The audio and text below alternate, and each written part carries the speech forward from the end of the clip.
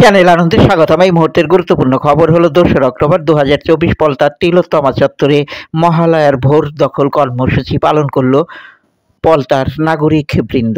আরজি করের নারকীয় হত্যাকাণ্ডের প্রতিবাদে তিলোত্তমার ন্যায় বিচারের দাবিতে অরাজনৈতিকভাবে তাদের এই মহালয়ার ভোর দখল কর্মসূচি গান, কবিতা, নাটক, নৃত্যের মাধ্যমে তাদের প্রতিবাদ ফুটিয়ে তোলেন। তামাশা সংস্থার চোপ গণতন্ত্র চলছে অভিনীত হয় নাটক। অভিষেক রায় পরিচালনা, সাবিক পণ্ডিত।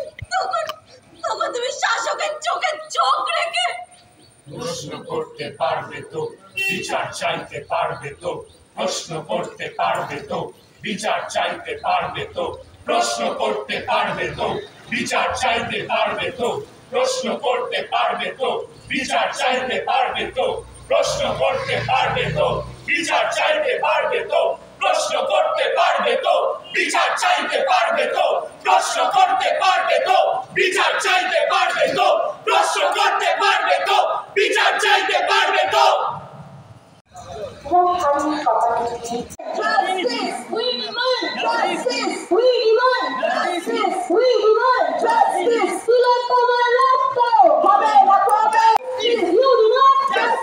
বছর যে ঘটনা ঘটে গেছে আরজি করে, আমার বোন, কারো দিদি এবং আমাদের সকল মায়েদের কন্যা তিলোত্তমা নিপীড়নের শিকার হয়ে হয়তো সে কোনো সত্য কথা বলতে চেয়েছিল, হয়তো সে প্রতিবাদের মাধ্যমে সিস্টেমের যে ত্রুটিগুলো আছে সেগুলোকে প্রকাশ করতে চেয়েছিল। আমরা জানি না ঠিক কী করতে চেয়েছিল, কেন তাকে এভাবে নির্মম অত্যাচারের শিকার হতে হলো। চলে গেল, তারপর লক্ষ লক্ষ কণ্ঠ কিন্তু ধ্বনিত হলো প্রতিবাদে। আজকে মহালয়া, জানি না এই মুহূর্তে তিলোত্তমার মা বা বাবার মনের পরিস্থিতি কী, তারা গঙ্গার ঘাটে গিয়ে দাঁড়িয়েছেন কিনা, তারা তর্পণ করছেন কিনা তার কন্যার জন্য। কিন্তু আমরা আজকের এই সকালে দাঁড়িয়ে যে শপথটা প্রথম দিন গ্রহণ করেছিলাম, এখানে তখন প্রায় 10,000 লোক, আজকে হয়তো সংখ্যাটা 400 কি 500।